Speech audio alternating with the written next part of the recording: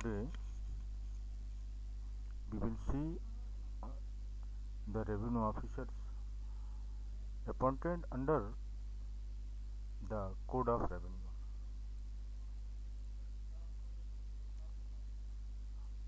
In each and every act, it embodies some certain officers who will execute, who will discharge the functions and the duties of the said act or the code. The same has been followed in MP Lands Revenue Code. You know this thing कि MP Lands Revenue Code में ये state law है और basically इस act code के according सारे land dispute जो मतलब पर्टिकुलर लैंड डिस्प्यूट के लिए ही लैंड रेवेन्यू कोड बना हुआ है और इस कोड के जो ऑब्जेक्ट हैं, इस कोड ने जो फंक्शंस ले डाउन किए हैं उनको डिस्चार्ज करने के लिए इस कोड में ही कुछ ऑफिसर्स स्टेट गवर्नमेंट अपॉइंट करती है जिन्हें हम रेवेन्यू ऑफिसर कहते हैं।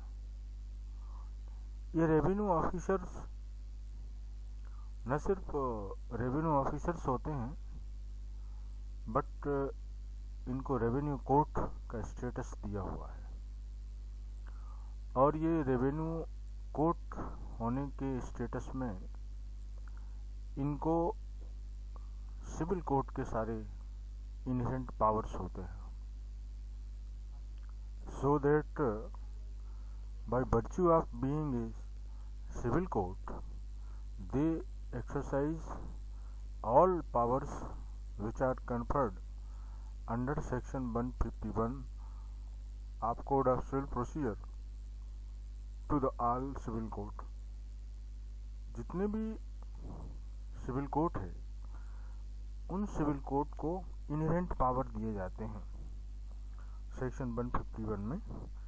तो वो 151 सीपीसी के सारे जो इनहेरेंट पावर्स हैं वो रेवेन्यू ऑफिसर्स यानी जितने भी रेवेन्यू कोर्ट्स हैं, रेवेन्यू ऑफिसर्स हैं, वो सब इन पावर्स को एक्सरसाइज कर सकते हैं। रेवेन्यू ऑफिसर्स बेसिकली तो जो ऑफिसर्स होते हैं वो एडमिनिस्ट्रेटिव सर्विस के ऑफिसर्स होते हैं। ये एडमिनिस्ट्रेशन भी देखते हैं और इनको ये लैंड डिस्प्यूट को सॉल्व करने की भी ड्यूटी दी जाती है। तो basically they are the administrative officers but they already been invested with the powers of revenue court and revenue officers। तो आप समझ गए होंगे कि MP लैंड्स रेवेन्यू कोड में जितने भी ऑफिसर्स होते हैं वो रेवेन्यू ऑफिसर्स के नाम से जाने जाएंगे एंड उनको रेवेन्यू कोर्ट का भी स्टेटस है, वो सब रेवेन्यू कोर्ट होंगे और रेवेन्यू कोर्ट होने की हैसियत से उनको सिविल प्रोसीजर कोड की सेक्शन 151 में जो इनहेरेंट पावर्स सभी सिविल कोर्ट को होते हैं वो सब सिविल कोर्ट के पावर्स रेवेन्यू कोर्ट यानी रेवेन्यू ऑफिसर्स को होंगे। So they are known as a revenue court and may exercise all the inherent powers of civil court which are vested and provided under section 151 of the Code of Civil Procedure। Initially when I was starting the MP Lands Revenue Code, then I told you that there is no separate procedure law to execute the provision of MP Lands Revenue Code। In this situation, the civil procedure code will be followed by the all revenue officers in order to educate all the decisions. आप जानते हैं कि मैंने शुरू में ही आपको बताया था कि एमपी लैंड्स रेवेन्यू कोड वैसे हर एक लॉ का एक सब्सेंटर लॉ होता है और उसका एक प्रोसीजर होता है हमारे इंडिया में।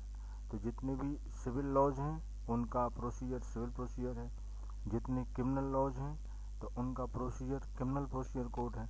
But MP lands revenue code में इसका कोई सेपरेट स्पेसिफिक प्रोसीजर कोड नहीं है।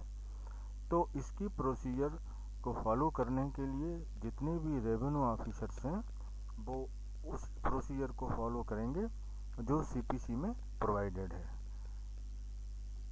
Although they are not bound to strictly adhere the provision of CPC, civil procedure code के सारे प्रोविजंस को स्ट्रिक्टली ये रेवेन्यू ऑफिसर्स फॉलो करें, ईच एंड एवरी ऑर्डर्स को फॉलो करें।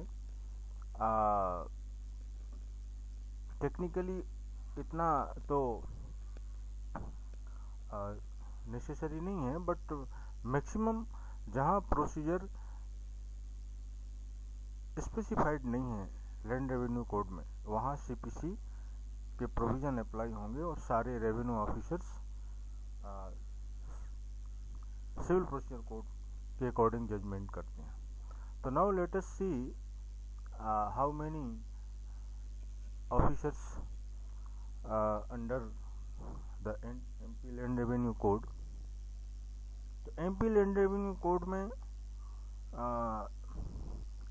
कुछ ऑफिसर्स हैं जिनको मैं जैसे सबसे फर्स्ट ऑफिसर होता है इसमें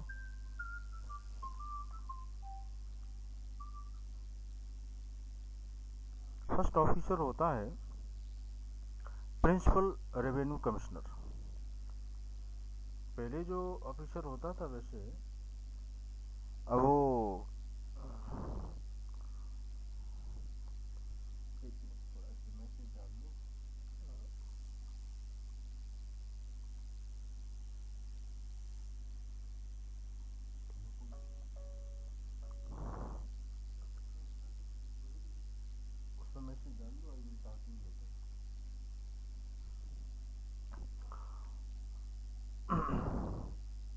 यस एक थोड़ा डिस्टर्बेंस आ गया था। Let us continue. तो how many officers are in MP land revenue code. तो उसमें सबसे पहला ऑफिसर आता है principal revenue commissioner. Principal revenue commissioner ये एक स्टेट में एक ही होगा। जिस तरह बोर्ड ऑफ रेवेन्यू पूरे स्टेट में एक होता है वैसे ही प्रिंसिपल रेवेन्यू कमिश्नर पूरे स्टेट के लिए एक होगा। उसके बाद आता है कमिश्नर, फिर एडिशनल कमिश्नर, नेक्स्ट एडिशनल फिर commissioner land record. Land record के लिए पहले जो हमारी कोड बनी हुई थी पहले तो सेपरेट कोई कमिश्नर की पोस्ट नहीं थी लैंड रिकॉर्ड के लिए। बट नाउ ये सीपीसी के इसके लैंड रेवेन्यू कोड के अमेंडमेंट के बाद ये पोस्ट क्रिएट की गई है और जिसका नाम है कमिश्नर लैंड रिकॉर्ड्स। इसके बाद आता है additional commissioner land record. Additional commissioner land record, फिर आता है कलेक्टर, अपर कलेक्टर। कलेक्टर मीन्स ये डीएम भी होता है और फिर एडिशनल कलेक्टर जिसको अपन अपर कलेक्टर भी कहते हैं। फिर नेक्स्ट आता है डिस्ट्रिक्ट सर्वे ऑफिसर, फिर SDO means sub divisional officer, फिर डिप्टी सर्वे ऑफिसर। इसके बाद आता है असिस्टेंट कलेक्टर, असिस्टेंट कलेक्टर के बाद आता है जॉइंट कलेक्टर। जॉइंट कलेक्टर उसके बाद डिप्टी कलेक्टर, डिप्टी कलेक्टर के बाद तहसीलदार, फिर एडिशनल तहसीलदार, फिर आता है असिस्टेंट सर्वे ऑफिसर, फिर आता है सुपरिंटेंडेंट लैंड्स रिकॉर्ड, फिर नायब तहसीलदार, फिर assistant superintendent land records. Mean these are the officers listed under section 11 of MP Land Revenue Code. It means कि no other person will be deemed to be the officer whose name has not been mentioned in section 11. In section 11 of the MP Land Revenue Code, once again I would like to repeat, uh, first officer will be Principal Revenue Commissioner, then Commissioner, Additional Commissioner, Commissioner Land Record, Additional Commissioner Land Record, Collector, Additional Collector, District Survey Officer, Sub Divisional Officer, Deputy Survey Officer, Assistant Collector, Joint Collector, Deputy Collector, Tehsildar, Additional Tehsildar, Assistant Survey Officer, Superintendent Land Records, Naib Tehsildar, and Assistant Superintendent Land Record. These are the officers whose duty is to execute the provisions of Land Revenue Code. Madhya Pradesh land revenue code में जो भी duties जो इस code के बनने के object थे, उस ऑब्जेक्ट को अचीव करने के लिए ये officers MP land revenue code में डेजिग्नेटेड हैं और यही इस कोड के अंदर रेवेन्यू कोर्ट हैं। बेसिकली ये सब एडमिनिस्ट्रेटिव ऑफिसर हैं, बट इनको कोर्ट का स्टेटस भी मिला हुआ है, इनको कोर्ट भी माना जाता है। तो इस सेक्शन 11 में इन सभी की लिस्ट दी हुई है कि ऑफिसर्स ये होंगे। अब इनको 1 बाय 1 सेक्शन में हम डिस्क्राइब कर दें कि किस सेक्शन में किस ऑफिसर को अपॉइंट किया जाता है। Here section 11 is the common in which all list of the revenue officers has been mentioned, but separate section had already been made here in which they are appointed. तो हर एक section में एक ही word आता है, the state government shall appoint commissioners in such quantity as it thinks fit. सारे officers का जो appointment है वो स्टेट गवर्नमेंट करता है। ये कॉमन फार्मूला मैंने आपको दिया। सारे officers, commissioner, principal revenue commissioner से लेके असिस्टेंट सुपरिंटेंडेंट लैंड रिकॉर्ड, ये सारे ऑफिसर स्टेट गवर्नमेंट अपॉइंट करता है। अब ये अलग है कि बेसिक इनका अपॉइंटमेंट अलग चीज़ होती है। Basic appointment in the sense कि इनकी प्रोसेस तो पीएससी होती है। जैसे हमारे यहाँ जो सिलेक्शन एजेंसी है पब्लिक सर्विस कमीशन, तो पब्लिक सर्विस कमीशन इनका एग्ज़ाम लेती है, सिलेक्टेड कैंडिडेट की लिस्ट प्रिपेयर करती है, बट अपॉइंट करना स्टेट गवर्नमेंट का काम है। एग्ज़ाम लेना पीएससी का काम है, पब्लिक सर्विस कमीशन। तो most of the students being in this doubt कि पीएससी अपॉइंट करती है, नो, पीएससी अपॉइंट नहीं करती। पीएससी तो एक एग्जामिनेशन बॉडी है जो एग्ज़ाम लेती है, और जो सिलेक्टेड कैंडिडेट हैं उनकी लिस्ट को पीएससी गवर्नमेंट को हैंड ओवर कर देती है। अब गवर्नमेंट उनको उनके ग्रेड के हिसाब से जो पीएससी ने रिकमेंड किया है उनको अपॉइंट करती है। कुछ ऑफिसर्स जो यहाँ पे हैं वो पीएससी से अपॉइंट होते हैं और कुछ ऑफिसर्स यूपीएससी से के थ्रू आते हैं, बट स्टेट गवर्नमेंट उनको अपॉइंट करता है। ऑलमोस्ट कलेक्टर के ऊपर जितने भी ऑफिसर्स हैं यहाँ पे वो सब यूपीएससी यानी यूनियन पब्लिक सर्विस कमीशन के थ्रू इनका एग्ज़ाम होता है, आप जानते हैं, और स्टेट गवर्नमेंट तो उनको सिर्फ अपॉइंट करती है।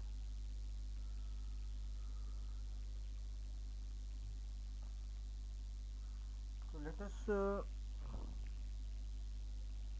डिस्कस कि इन ऑफिसर्स के ऊपर एक बार वंस अगेन इस कंफ्यूजन को दूर करें। ये जो ऑफिसर्स हैं ये एडमिनिस्ट्रेटिव सर्विस के ऑफिसर हैं और कुछ ऑफिसर स्टेट गवर्नमेंट की जो रिक्रूटमेंट एजेंसी है पब्लिक सर्विस कमीशन पीएससी, उसके थ्रू इनका एग्ज़ाम होता है, सिलेक्ट होते हैं। और कुछ ऑफिसर्स यूपीएससी यानी यूनियन पब्लिक सर्विस कमीशन के थ्रू इनका एग्ज़ाम होता है और ये एडमिनिस्ट्रेटिव ऑफिसर के तौर पर रिकमेंड होते हैं। बट इनको रेवेन्यू कोड का जो स्टेटस है वो स्टेट गवर्नमेंट देता है। सेक्शन 11 में ये लिस्ट है रेवेन्यू ऑफिसर्स की। हम देखते हैं सेक्शन 12 क्या कहती है। सेक्शन 12 में सबऑर्डिनेशन बताया गया है। सबऑर्डिनेशन मतलब कौन ऑफिसर किसके सबऑर्डिनेट होगा। यहाँ वैसे तो according to provision of section 12 सारे स्टेट गवर्नमेंट के जो रेवेन्यू ऑफिसर्स हैं वो स्टेट गवर्नमेंट के कंट्रोल में होंगे, स्टेट गवर्नमेंट के सबऑर्डिनेशन में होंगे। मतलब ओवरऑल सभी ऑफिसर्स स्टेट गवर्नमेंट के सबऑर्डिनेशन में होंगे और subject to the condition of subordination of state government, यानी स्टेट गवर्नमेंट का कंट्रोल तो होगा ही, प्लस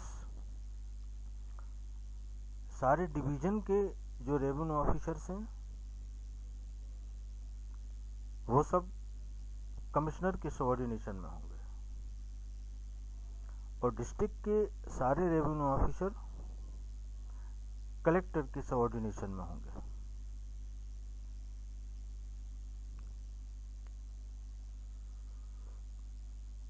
इसमें एक नेक्स्ट सेक्शन आती है हमारी, वैसे जनरल नॉलेज का भी सब्जेक्ट है, लॉ का ही नहीं है, कि जितने भी जो डिवीज़न हैं, डिस्ट्रिक्ट हैं, तहसील हैं, इनको इनकी लिमिटेशन या इनकी जो बाउंड्रीज हैं, इनकी जो सीमाएं हैं, इनको कौन अल्टर कर सकता है, इनको घटा बढ़ा कौन सकता है। और नए डिस्ट्रिक्ट, नए डिवीज़न, नई तहसील, इनको क्रिएट करने का पावर किसको है।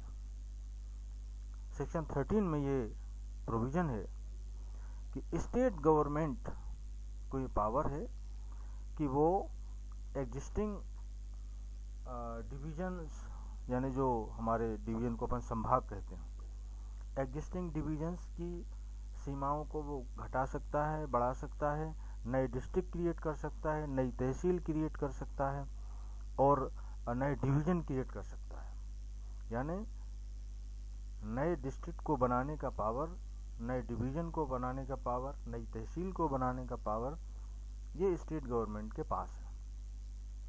और नए स्टेट को बनाने का पावर किसको है, ये सेंट्रल गवर्नमेंट को है, ये पार्लियामेंट को है। तो एमपी लैंड रेवेन्यू कोड की सेक्शन 13 में ये प्रोविज़न है। सेक्शन 12 तो ये बता देती है कि कौन किसके सबऑर्डिनेशन में होगा। तो ये सबऑर्डिनेशन के लिए सेक्शन 12 कहती है कि स्टेट गवर्नमेंट के सबऑर्डिनेशन में, यानी स्टेट गवर्नमेंट के कंट्रोल में स्टेट के सारे रेवेन्यू ऑफिसर्स होंगे। बट एक डिवीज़न के सारे रेवेन्यू ऑफिसर कमिश्नर के सबऑर्डिनेशन में होंगे, कमिश्नर के अंडर में होंगे। डिस्ट्रिक्ट के सारे रेवेन्यू ऑफिसर कलेक्टर के सबऑर्डिनेशन में होंगे। और एक डिवीज़न के अब यहाँ पे वो वाला डिवीज़न नहीं, यहाँ डिवीज़न डिस्ट्रिक्ट की एक सब ब्लॉक बना दिया जाता है, उसको हम डिवीज़न कहते हैं। एक डिवीज़न मतलब संभाग होता है, वो अलग चीज़ है। यहाँ पे डिस्ट्रिक्ट का जो सब डिवीज़न है, डिस्ट्रिक्ट को भी जब हम कई डिवीज़न में बांट देते हैं स्टेट गवर्नमेंट, तो वहाँ पे एक प्रिसाइडिंग ऑफिसर बैठाया जाता है जिसको एसडीओ कहते हैं। उस एसडीओ के अधीन उस डिवीज़न के सारे ऑफिसर्स होंगे। प्रैक्टिकली एसडीओ के सबऑर्डिनेशन में कौन होता है, एसडीओ के सबऑर्डिनेशन में होंगे, कलेक्टर का के सबऑर्डिनेशन में तो होंगे ही, पर बट इमीडिएट जिसके सबऑर्डिनेशन में होंगे वो होगा एसडीओ। नेक्स्ट अब आता है इसमें सेक्शन 13A में प्रिंसिपल रेवेन्यू कमिश्नर का अपॉइंटमेंट बताया गया है। तो सेक्शन 13A में सिंपल सा वर्ड है कि स्टेट गवर्नमेंट में appoint one or more, state government में appoint a principal revenue officer to discharge the duties which are assigned by the state government. एक principal revenue commissioner section 13A में state government appoint करेगा और वो principal revenue commissioner वो duties पूरी करेगा जो स्टेट गवर्नमेंट उसको असाइन करता है, सौंपता है। सेक्शन 14 में, इनमें ज़्यादा टाइम ना लेते हुए बहुत ही सिंपल है, तो मैं सिंपल बता जाता हूँ कि सभी ऑफिसर्स का जो अपॉइंटमेंट है वो स्टेट गवर्नमेंट करती है। तो सेक्शन 14 में एक डिवीज़न में स्टेट गवर्नमेंट एक कमिश्नर अपॉइंट करेगी और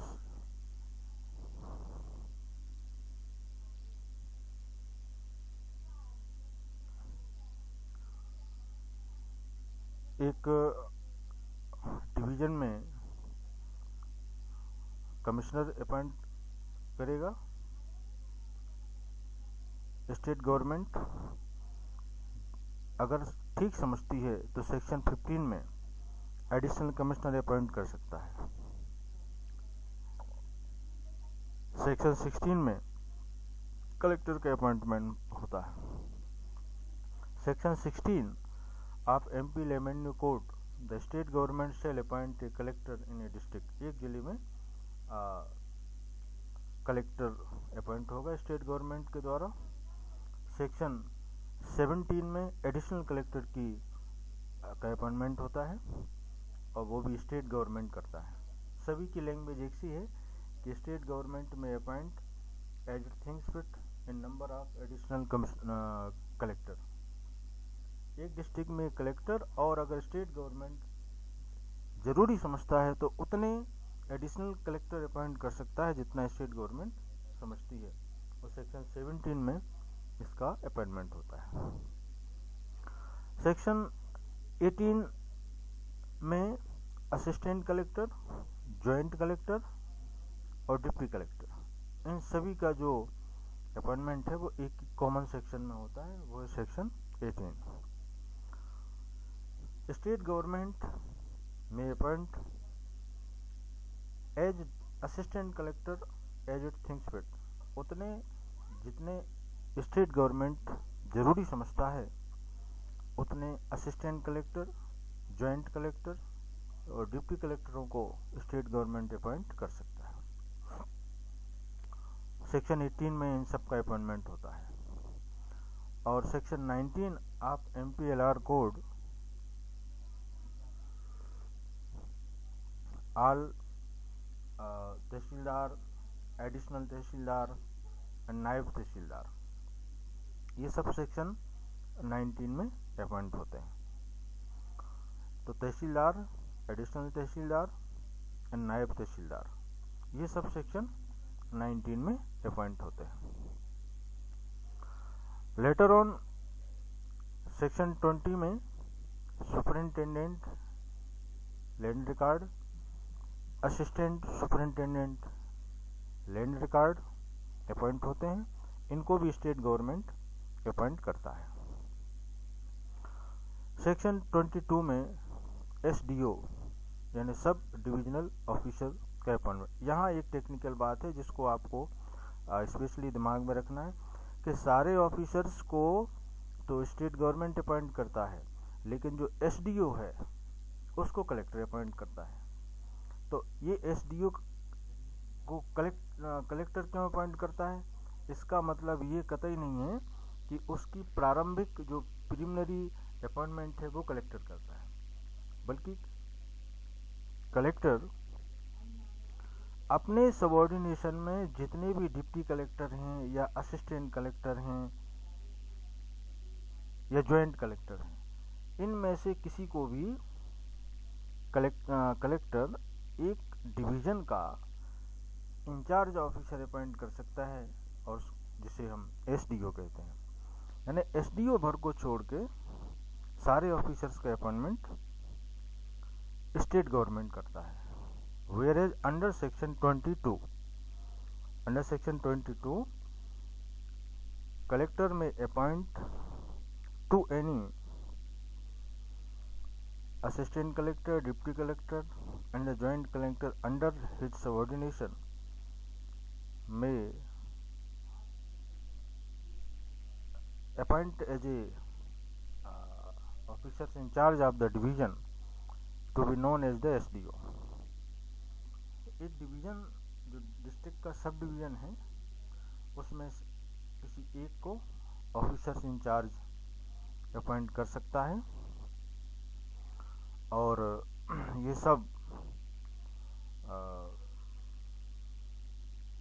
कलेक्टर के सबऑर्डिनेशन में होंगे। कलेक्टर के सबऑर्डिनेशन में रहते हुए स्टेट गवर्नमेंट के सबऑर्डिनेशन में होंगे। अब हम नेक्स्ट आते हैं, इनके पावर्स क्या हैं। तो पावर्स के लिए जितने भी रेवेन्यू ऑफिसर्स हैं, सेक्शन 27 से लेकर के बेसिकली सेक्शन 35 तक और 39 तक इनके पावर्स हैं। और इनके पावर्स में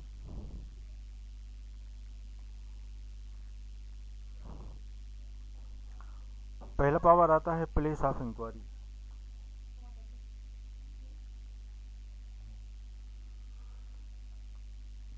place of inquiry in the sense कि अंडर सेक्शन 27 इन सारे रेवेन्यू ऑफिसर्स को, चाहे वो नायब तहसीलदार से लेके कमिश्नर तक हों, सुपरिंटेंडेंट लैंड रिकॉर्ड हों, इन सबको ये पावर है कि जो डिस्प्यूटेड लैंड है, जिस जमीन पर, जिस खेत पर, जिस भूमि पर, या जो डिस्प्यूट है, जो डिस्प्यूटेड लैंड्स है, उस पर ये जा सकते हैं, वहाँ इंक्वायरी कर सकते हैं, और अपने ज्यूरिडिक्शन में जितना उनको ज्यूरिडिक्शन दिया गया है उस ज्यूरिडिक्शन में वो किसी भी रेवेन्यू केस का संज्ञान ले सकते हैं, कॉग्निजेंस ले सकते हैं। जैसे प्रिंसिपल रेवेन्यू कमिश्नर पूरे स्टेट में कहीं पर भी पावर एक्सरसाइज कर सकता है। जो कमिश्नर है वो पूरे अपने डिवीज़न में पावर एक्सरसाइज कर सकता है। कलेक्टर अपने पूरे डिस्ट्रिक्ट में अपने पावर्स को वो इस्तेमाल कर सकता है, इंक्वायरी कर सकता है अपने पूरे डिस्ट्रिक्ट में। एसडीओ अपने डिवीज़न में पावर एक्सरसाइज कर सकता है। तहसीलदार अपनी तहसील में पावर्स का, तो इस तरह ये प्लेस ऑफ इंक्वायरी है। यानी कि ये कहीं पर भी आप जिसके वो इंचार्ज हैं इंक्वायरी कर सकते हैं, और जैसा ठीक समझते हैं वैसा ऑर्डर पास कर सकते हैं। ऐसा प्रोविज़न सेक्शन 27 में। सेक्शन 28 में इनको डिस्प्यूटेड लैंड पर एंट्री करने, चाहे सपोज करिए कि उसमें फसल भी अगर बोई हुई है तो भी ये उस लैंड पर एंट्री कर सकते हैं, और जैसा चाहे वैसा ऑर्डर पास कर सकते हैं। सेक्शन 29 में इनको केस को ट्रांसफ़र करने का पावर है। सेक्शन 32 में इनको इनहेरेंट पावर है। 31 में इनको कोर्ट की स्टेटस मिली हुई है। सेक्शन 33 में इनको किसी भी पर्सन को कंपेल कर सकते हैं कि अपनी कोर्ट में वो बुला सकें एज ए विटनेस, या कोई डॉक्यूमेंट सबमिट कर सकें। इनको एक्स पार्टी डिसीजन देने का भी पावर है, और हियरिंग को एडजॉर्न करने का भी पावर है, और कास्ट देने का भी पावर है। Then okay, thank you, we will discuss in next.